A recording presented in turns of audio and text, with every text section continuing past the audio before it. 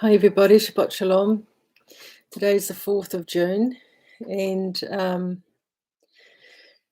I feel it is time to share with you all something that the Father showed me about a year ago, I suppose, with the blood moons and the solar eclipses and his calendar. For a little bit of background for those that don't know me, from around 2010, I came to the Father by things that he showed me about the moon and his calendar, and his feast dates, his Sabbaths. And it was a very intimate, growing, learning experience that I had over the course of the years. There's been 2 times since 2010 where there have been feast dates, blood moons and or solar eclipses around that time on feast dates, which have been significant to knowing the times that we're living in. It's quite well documented. Around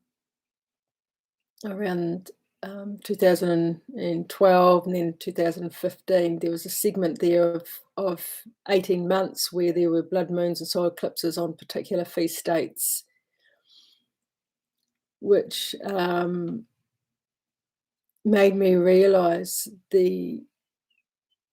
how close the Father is to us and how he wants us to know things that are happening or going to happen, and that he's warning us and that he's with us and that he is close to us. So about this time last year, maybe a bit earlier in the year last year, I felt a sense to research and study for the next year or so, just on, are there any others that are coming up? Because we do have blood moons and solar eclipses, but normally they're around the December and the July times of the calendar. So anyway, I started looking into this and discovered that from the following year, which is the year we are currently in, 2022, they moved from the December to the April, May, and then the November, October time. And I started documenting when they were happening. And I thought to myself, that's strange, because, man, if that was all 1 month earlier, they would be on the Lord's feast dates. And I recalled not so long ago, we had an extra month in the calendar, because in March, April time is when normally it begins the first year, as in the book of Exodus, the Lord says, for now, this is going to be the beginning of months, the month of Nisan, and not the old calendar, which was really the Feast of Trumpets time around the September, October. That used to be the beginning of months from creation. But when they came out of Egypt, Yahweh said to them that this will be the beginning of months now. So we are to take it from that time until he changes it back again, which he may do. However, we're on that time now. And we were all a month late. And I shared this with some friends of mine that also study the calendar. And it's interesting because one of my friends had come up with, not on the moon, but on different measurements, a similar outcome, but was also a month out.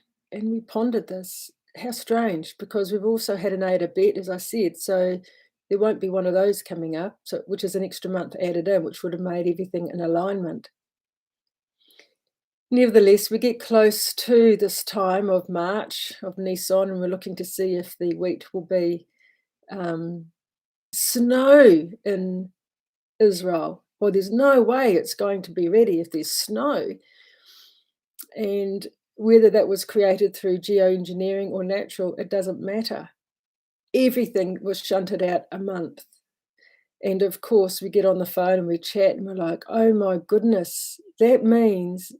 And as I looked at the calendar and at these series of moons and solar eclipses, I realized that it goes for 4 years, this pattern, all on the feast dates of the spring and the autumn feasts, of the New Year, Passover, or Yom Teruah, the Feast of Trumpets and Tabernacles. And I want to share it with you. I don't have the ability to draw a grid, but I think I can put it across neatly so that you can all write this down and take notes, because there's a bit in this. So the first blood moon we've just had, everybody's witnessed it. And this is why I think I need to get this out to people that are interested, because it's already started. We're already in this 4 years. So it was meant to be the first of the year was in March, but it was shunted out to April. And that was exactly when we had that's what I was going to share. The Passover was the 15th of April, and then the new moon of the year was the 1st of April, which is exactly the same as the Gregorian calendar. The first of the month, we're having the slither of the new moon. So a whole moon month goes for the Gregorian calendar month, which is really interesting. That marries up. And it's the same with March, April, May, and now June. It's the slither of the new moon was on the 1st of June. So it's really quite bizarre. Now, before I show you the pattern, I need to explain to you, for those that may not be aware, I should have got the scriptures up actually. I'll put them in here afterwards. But if you cannot make the Passover, if you are not in Jerusalem and cannot get there, you're either traveling or you're unclean, meaning that you've been with a dead body or anything else that can make you unclean, then you can't do the Passover because it's a covenant feast. You need to wait, and you can do it the second Passover, which is the second month full moon. And in recent years, I've really been feeling the weight of the significance and the importance of the second Passover, because we are not in Jerusalem. We are not in that land. We are on a journey. We are far away. He will bring us back at some stage, but we are not there now. So we need to be doing the second Passover as if it's the first Passover. So in our family, we actually do both.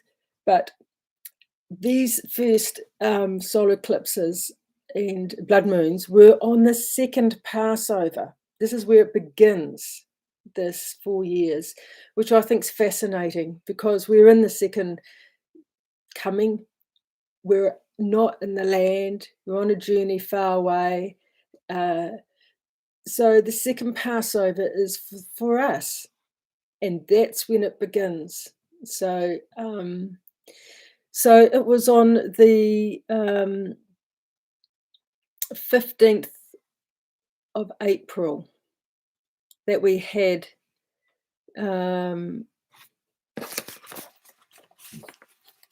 Passover. So it was the 16th or 15th of May, which is the second Passover, that we had the blood moon. And we had a solar eclipse to begin it on the 30th of April. So we had a solar eclipse and then a blood moon. Now, 6 months later, Trumpets is the 25th of October. If you didn't have the outer bet or the extra month, it would have been the 25th of September. And this is what blew me out. I thought, but it's in September. That's the Feast of Trumpets. But we've got the blood moon on the 25th of October. Well, it's because you added in another month, so it goes to October. So on the Feast of Trumpets, we're going to have the solar eclipse on the slither of the new moon, and then we're going to have on the 8th of November, which is Sukkot or Tabernacles, a blood moon. So we've had a solar eclipse and blood moon for the second Passover, and then it's going to be on the autumn feast, Trumpets and Sukkot. Now let's fast forward 6 months. We've got the same thing repeating. We've got the 20th of April, a solar eclipse, and on the 5th of May, a blood moon. 6 months later, Trumpets. 14th of October, we have a solar eclipse. 28th of October, the blood moon. 6 months later, solar eclipse, and this is 2024, 8th of October. Oh, what happens now? There's patterns in all of this. So for the first 2 years, it's solar eclipse, blood moon, solar eclipse, blood moon, solar eclipse, blood moon, solar eclipse, blood moon. Then for the last 2 years, it flicks. Okay, there's a halfway point, which is Hanukkah. But just for now, it flicks and it goes to lunar eclipse first. And then the lunar blood moon on the 25th of March, and on the 8th of April, a solar eclipse. Then 18th of September, blood moon. 2nd of October, solar eclipse. Then the year 2025, we've got lunar blood moon on the 14th of March and the 29th of March, solar eclipse. And then 6 months later in September, we've got the 7th of September, blood moon, and the 21st, solar eclipse. So for the first half, blood moon, solar eclipse and blood moon. Second half, you've got the blood moon first, then the solar eclipse. So just get that picture in your mind of the two circles and the solar eclipses. And in the middle is Hanukkah.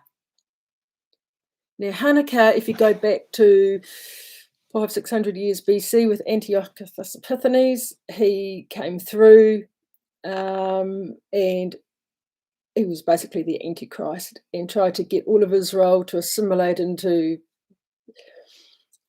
Baal worship, to not do any of the feasts or Sabbaths. He sacrificed the babies and people in the main streets.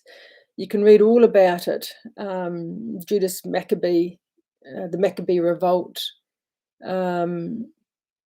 in the book of Maccabees. And I've actually done some readings on this YouTube channel about that, if you are interested in learning about that. It is the time that the Antichrist absolutely takes his reign. However, 3 years later, after it begun, through the Maccabees, a tiny small group of men and their families, through making tools over the fire like hammers, they ended up winning back and cleansing the temple from the pig on the altar and idol worship, and bringing back the right way of living, Father's ways. So whilst it's also a time of difficulty, it's also a time of triumph.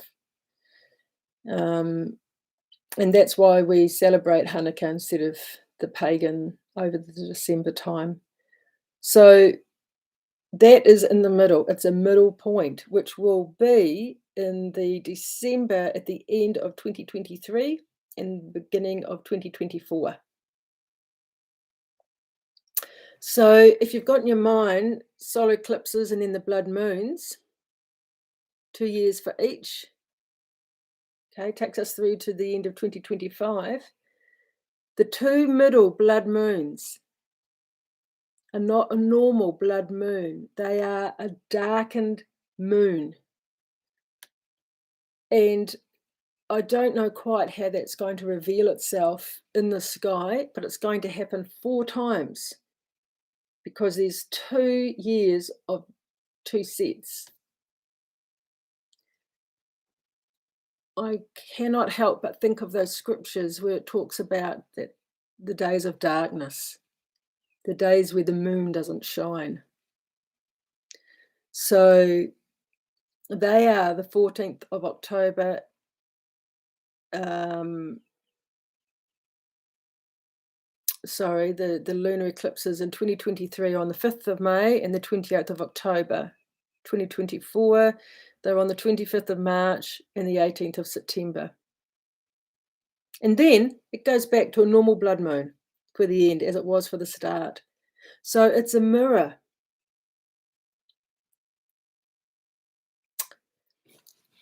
I don't know what's going to happen in that time. However, I do believe, and I have heard, that from 2025 to 2075 is the final 50-year jubilee. It's a jubilee of jubilees. And at the end of 2075 is exactly 6,000 years. So if you count all the way back to how old Adam and Eve were when they begot, and you go back to the numbers. So of course, coming into that last 2075, that's when the millennial reign is already set up. It's done. We've lived. So that means that last 50 years could be the time. I'm not saying it is. I have no idea. But I'm just saying it could be the time that the Lord is setting the stage for the millennial reign. And these 4 years are going to be very difficult. But he's warned us, he's told us, he's given us the middle point to look for. We're going into something, but we're going to also go out of it. It's going to be a crescendo and a diminuendo. If you're into the music terms, it's going to grow and then it's going to shrink back. Perhaps. I don't know. I'm not a prophet. I just have been shown this and I have kept it quiet for so long because, I don't know, it's not an easy thing to see something like this and living in these days. And I just want to share it to you all, to put under your hat and to take it to the Father to see what it means where you are and what you are to do to prepare. And so if you have any questions, feel free to email me or message me on this channel. Actually is probably easier. I can answer them from there. So that's all I really have to say. Okay, bless you all. Shabbat shalom. And praise be to him who shows us these things ahead of time. He tells us he will hold our hands through the fire. So don't fear. He knows, and he knows that we're all here for this time, for a reason, to bear witness, for all that is happening. He tells us to watch and be ready and be mindful and to stand. Just stand still. That's all we need to do. All right. Bye for now.